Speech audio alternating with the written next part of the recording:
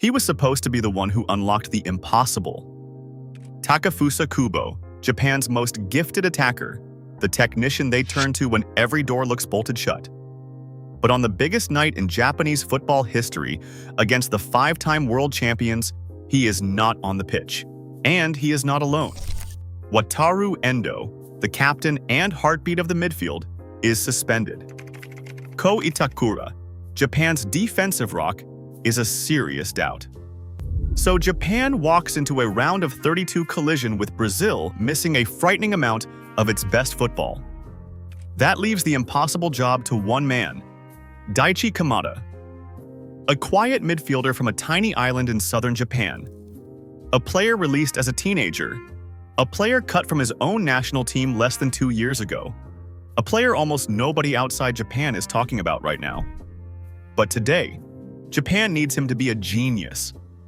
In this video, we are going to break down whether Kamada can fill the hole left by Kubo, carry Japan's attack, and help the Samurai Blue do the impossible against Brazil. By the end, you will know whether this is a fairy tale waiting to be written or a mismatch heading straight for heartbreak. But to understand what Japan is asking of Daichi Kamada, you first have to understand exactly what they have just lost. Takefusa Kubo is not just another name on a team sheet. For this version of Japan, he is the difference between a good team and a dangerous one. He is the player coaches build their fear around. A real Sociedad forward who can take the ball in a tight pocket, with a defender breathing down his neck and somehow turn that into a chance out of nothing. Against the weaker sides in the group, Japan can blow teams away with running and pressing and waves of bodies. But against the elite, against the teams who defend in a disciplined block and dare you to break them down, you need a player who can produce a single moment of magic. Kubo is that player. He is, in the words of those around the camp, the man most likely to unlock the strongest teams at this tournament. And he has now missed 3 games in a row. It started in the opening match against the Netherlands. Kubo was replaced during that 2-2 draw and has not featured since, staying behind at the team base in Nashville while his teammates traveled to face Tunisia and then Sweden. The official line is a knee complaint. He has been doing individual running and individual training, nothing more.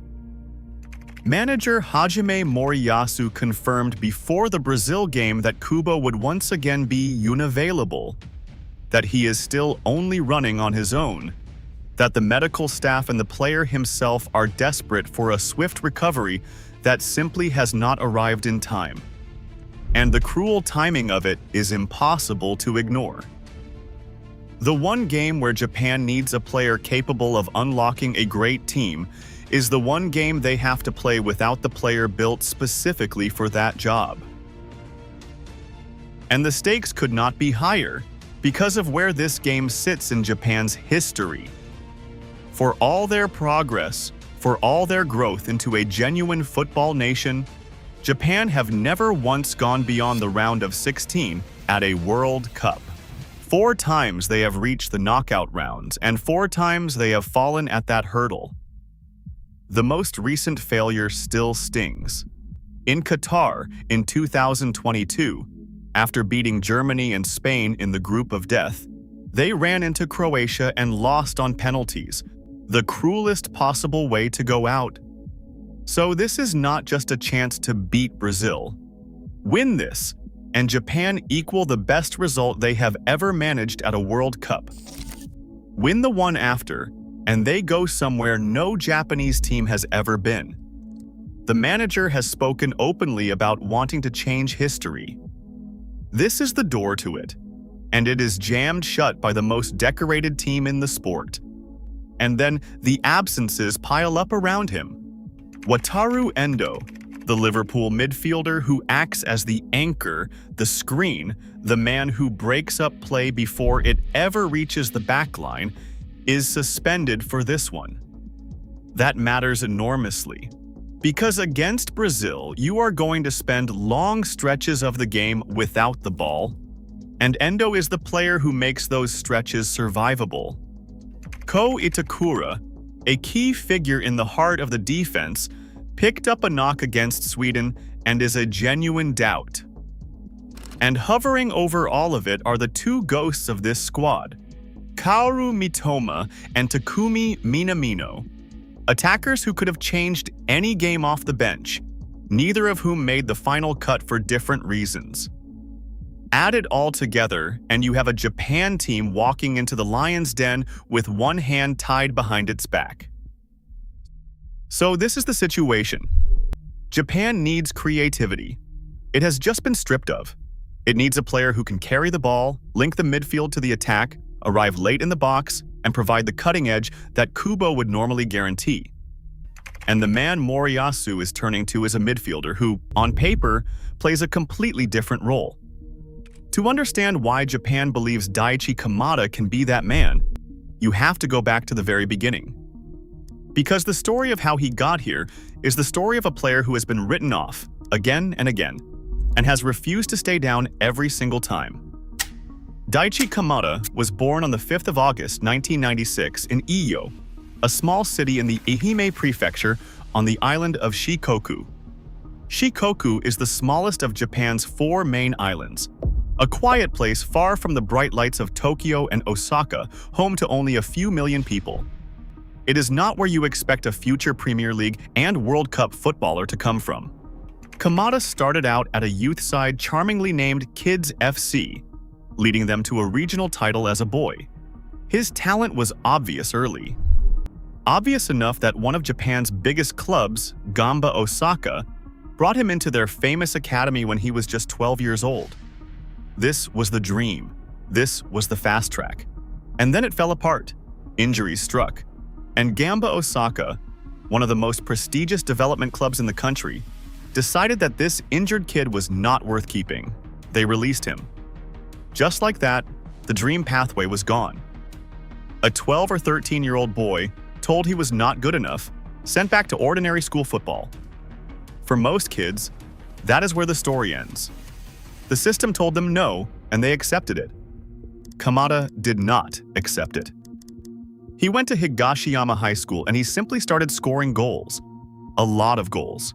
He scored more than a goal a game across his school career, ended up as the captain of the side, and even though his team finished bottom of their league in his final year, his individual brilliance was impossible to miss. By the time he graduated, multiple professional clubs were chasing him. The kid Gamba threw away had forced his way back into the conversation entirely on his own. He signed for Saigon Tosu and turned professional. After a season finding his feet, including a loan spell and a frustrating injury, he became a regular in the J-League, wearing the number 7 and growing into one of Japan's brightest young midfielders. And in 2017, a German club came calling. Eintracht Frankfurt paid a reportedly modest fee, somewhere around 2.5 million euros, to take a chance on him. It was a small gamble at the time. It would turn into one of the smarter pieces of business Frankfurt did all decade. The start in Germany was slow. Kamada needed games, so he was loaned to the Belgian club Sint-Truiden, where he absolutely exploded, scoring 15 times in 34 league games as an attacking force. That loan changed everything. He came back to Frankfurt a different, sharper, more confident player. And then came the night that announced him to all of Europe. In November of 2019, Frankfurt traveled to the Emirates Stadium to face Arsenal in the Europa League. Kamada scored twice in a 2-1 win on Arsenal's own turf, a result that all but ended the Unai Emery era in North London. A young man from a tiny island in Japan had walked into one of the biggest stadiums in England and torn the home side apart. Soon after, he produced a hat-trick against RB Salzburg in the European knockout rounds. The reject was now a star, but his crowning achievement was still to come. Under the manager Oliver Glasner, Frankfurt went on a magical run through the Europa League in the 2021-2022 season. Kamada scored the winning goal in the semi-final against West Ham, and in the final itself, against Rangers, with the whole club's history on the line, He played a starring role and then calmly stepped up and scored his penalty in the shootout that won Frankfurt the trophy. European champion. The boy Gamba Osaka decided was not worth the trouble had a continental winner's medal around his neck. He followed that up with 16 goals the next season, cementing himself as one of the most productive attacking midfielders in the Bundesliga. From there, the path twisted again. He moved to Italy, to Lazio, on a 2-year deal, scored important goals, helped them to a Coppa Italia semi-final, but left after just a single season. And in the summer of 2024, he arrived in the Premier League, signing for Crystal Palace as a free agent. This is where the second great reinvention of Daichi Kamada begins.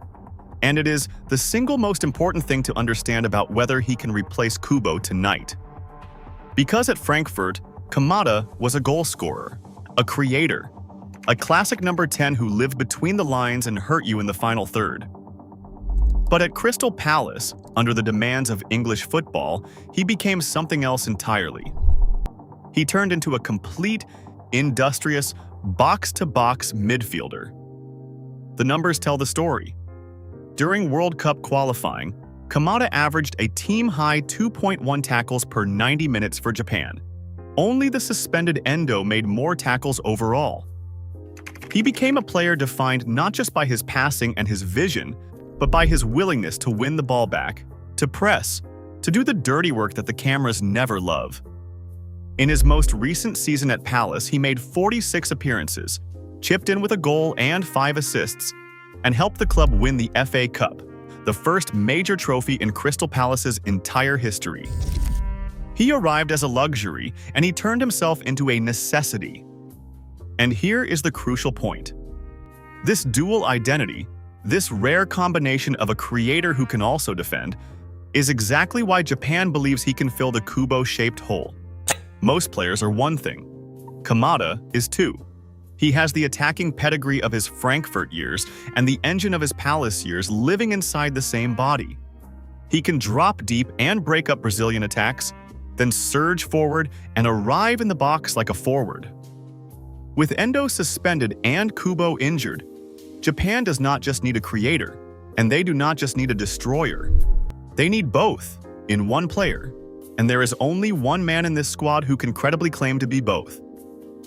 And his international story carries the same stubborn pattern as the rest of his career.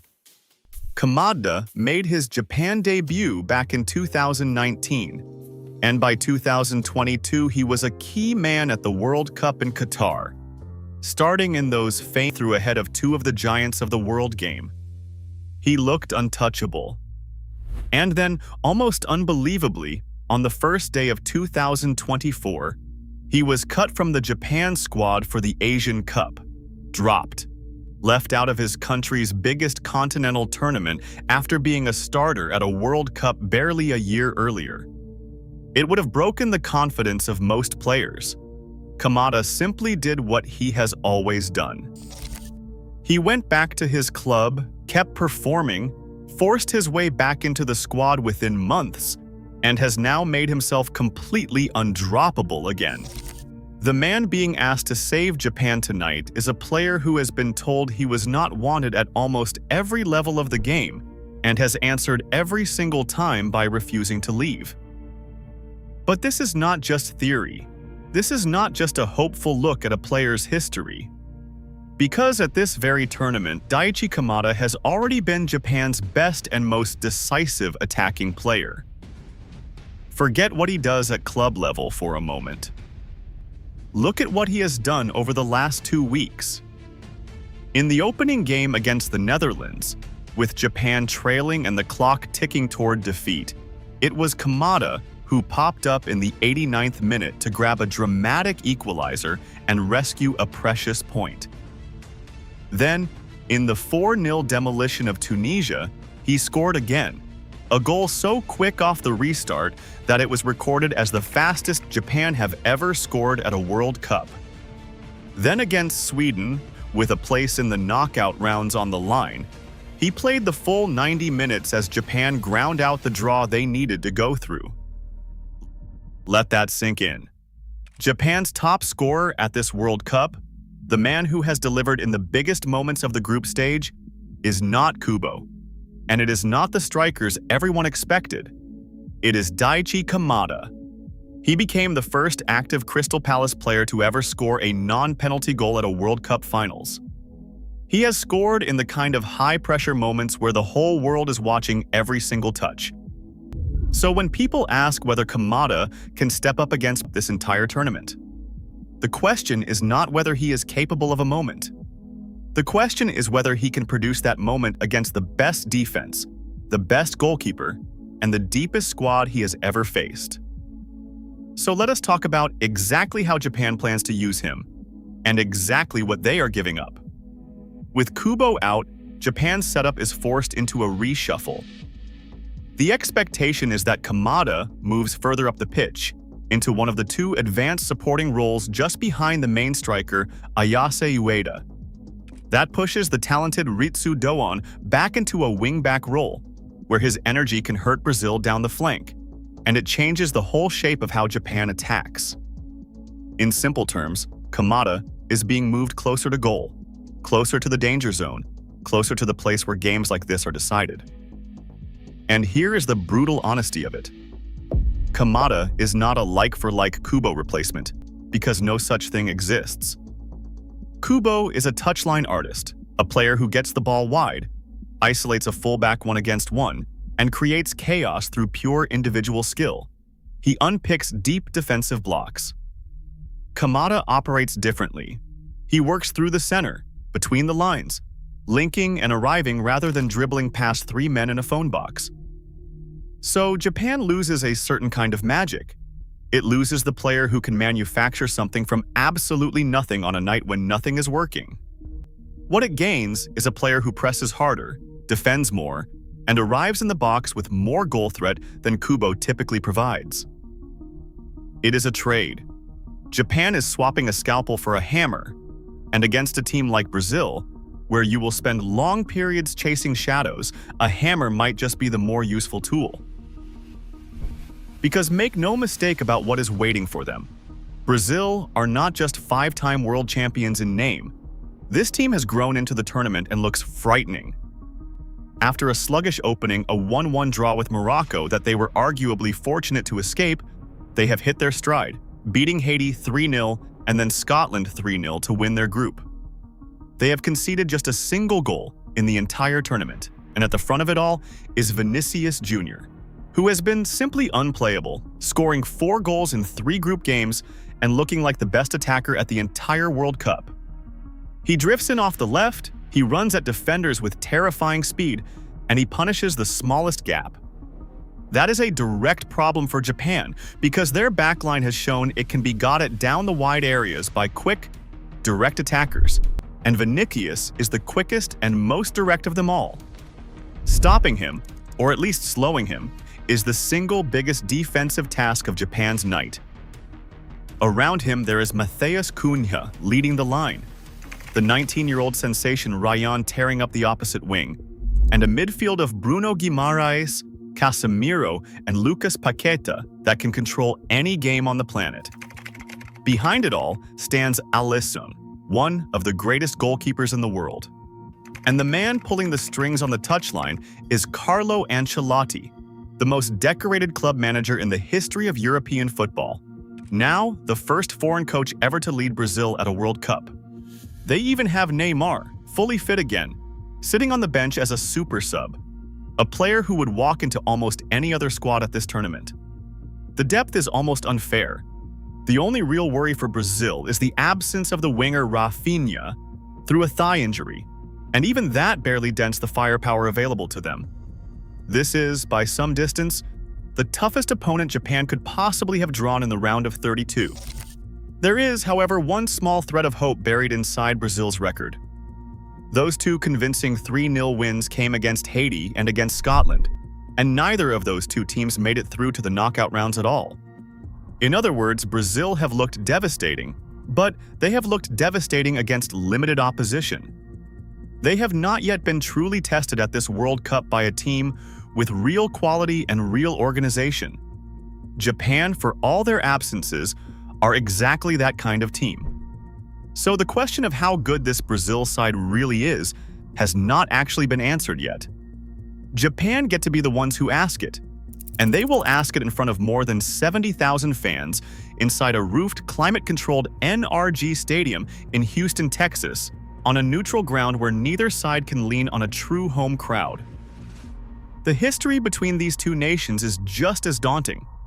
Across the previous 14 meetings before this season, Brazil had won 11, drawn 2, and Japan had won exactly none. At the 2006 World Cup, Brazil dismantled Japan 4-1 in the group stage. At the 2013 Confederations Cup, they won 3-0. For decades, this fixture has been a lesson in the gap between Japanese ambition and Brazilian pedigree. On paper, in every department, Brazil are simply superior. The forwards, the midfield, the defense, the goalkeeper, the bench, the manager, everywhere you look, the South Americans hold an edge. Which is exactly why what happened last October feels so important. Because it proved, for the very first time, that the impossible is not actually impossible. It was October of 2025, a friendly on Japanese soil at the Kirin Cup, and for an hour it followed the usual script. Brazil cruised into a 2-0 lead and looked completely in control. With around 20 minutes left to play, the game looked dead. Another routine Brazilian win over their Asian opponents, and then Japan detonated.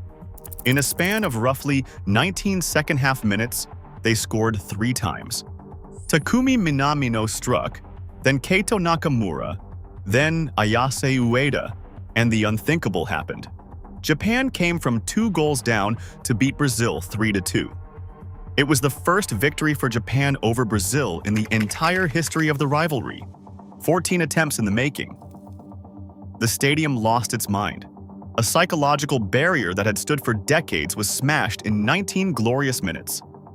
Now, the honest analyst has to add the caveats, and they matter. That was a friendly, not a knockout match at a World Cup, and the pressure of those 2 situations could not be more different. Brazil were also missing key defenders that night, including Gabriel Magalhães and Marquinhos, 2 of the best center-backs in the world. And one of Japan's goal scorers from that miracle, Minamino, is not even at this tournament. So you cannot simply assume the result carries over. But what it gives Japan is something that no tactical analysis can provide. Belief. The certain knowledge, locked away in the players' minds, that this Brazilian team can be beaten because they have already beaten them. When you have stared the giant down once and won, you walk onto the pitch differently. So we arrive at the real question. The one this whole video is built around. Can Daichi Kamada replace Takefusa Kubo and carry Japan to victory over Brazil? Let us be clear-eyed about it. Brazil are deserved favorites. The betting markets have them as strong favorites for a reason, with Japan priced as significant underdogs to even avoid defeat in normal time. If this game is played on pure quality, Brazil win comfortably. Vinicius alone could decide it. The gap in individual talent across the 11 is real and it is wide. But football knockout matches are not played on pure quality alone. They are played on moments, on nerve, on tactics, on whether one team can frustrate another for 90 minutes and then strike when the chance comes. And this is where Japan's plan, and Kamada's role within it, actually makes sense. Japan's path to an upset is not to outplay Brazil. It is to do what they do best, to press relentlessly, to stay compact and disciplined without... They have the goalkeeper for it in the excellent Zion Suzuki, who has already produced crucial saves at this tournament. They have the work rate for it. And in Kamada, they have the one player who can do both ends of that job, winning the ball in midfield and then being the man who arrives in the box to finish the move. If Japan are going to win this game, the script almost certainly looks like this. A goalless or low-scoring grind, Suzuki keeping Vinicius at bay, the Japanese press forcing Brazil into mistakes, and then one moment. One transition, one set piece, one half chance that falls to the right man at the right time. And if you ask which player in this Japan team is most likely to be standing in that exact spot when that exact chance arrives, The answer, on the evidence of this entire tournament, is Daichi Kamada. He has been there in the 89th minute against the Netherlands. He has been there off the restart against Tunisia. He keeps arriving in the moments that matter. That is not luck. That is a player with the timing and the instinct to be exactly where the game is decided, again and again, when the pressure is at its absolute highest and the margins are at their absolute thinnest. So can he replace Kubo? In a strict tactical sense, no, because nobody can do exactly what Kubo does. Japan will miss that touchline magic, and there may well be a long stretch tonight where they desperately wish they had a player who could simply beat his man and create a chance from nothing. But can Kamada be the man who decides this game in Japan's favor anyway, in his own different way, through energy and intelligence and a knack for the decisive moment? Absolutely he can. The realistic prediction, the honest one, is that Brazil's quality tells over 90 minutes and they find a way to win, probably by a single goal, with Vinicius involved. That is the likeliest outcome, and it would surprise nobody. But the reason this game is a must-watch, the reason millions will be glued to it, is that Japan has already shown they do not respect the script. They beat Brazil less than a year ago. They have a manager who openly talks about changing history and dreaming of winning the whole tournament. And they have in Daichi Kamada a player whose entire life has been one long refusal to accept the role other people assign to him. Released by Gamba Osaka as a boy, cut from the national team less than 2 years ago. Doubted at every step, and every single time, he answered by forcing his way back and proving them wrong. If anyone in this Japan squad is built to walk into an impossible situation and find a way, it is him. So do not be shocked if, on the night Japan were supposed to fall apart without their magician, it is the quiet midfielder from a tiny island who writes his name into history instead. Drop a comment and tell me your score prediction for Japan against Brazil. Like and subscribe for more hard-hitting football videos. Until next time.